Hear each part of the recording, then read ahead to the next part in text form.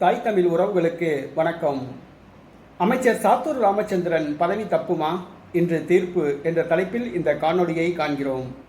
அமைச்சர் சாத்தூர் ராமச்சந்திரன் எம்ஜிஆர் அமைச்சரவையில் அமைச்சராக இருந்தார். எம்ஜிஆருடைய மறைவுக்கு பின்பு செல்வி ஜெயலலிதா தலைமையேற்றார். செல்வி ஜெயலலிதாவுடன் கருத்து வேறுபாடு ஏற்பட்டு திமுகவில் சேர்ந்தார். தற்பொழுது திமுகவின் விருதுநகர் மாவட்ட செயலாளராக உள்ளார். அருப்புக்கோட்டை தொகுதியிலிருந்து தமிழக சட்டசபைக்கு தேர்வு செய்யப்பட்டுள்ளார்.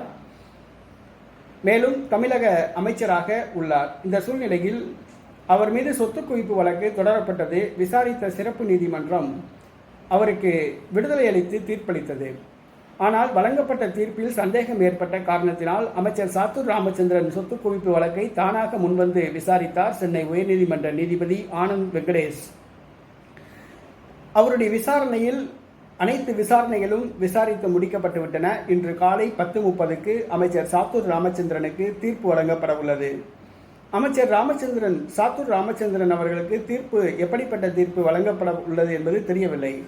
சொத்துக்கள் அனைத்தும் பறிமுதல் செய்யப்படுமா அல்லது அபராதம் மட்டும் விதிக்கப்படுமா, தண்டனை வழங்கப்படுமா என்பது தெரியவில்லை.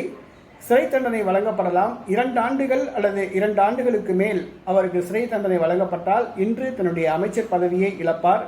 அருப்புக்கோட்டை சட்டமன்ற தொகுதிக்கு இடைத்தேர்தல் வரும். அமைச்சர் சாத்தூர் ராமச்சந்திரன் அவர்களுடைய அமைச்சர் பதவி தப்புமா?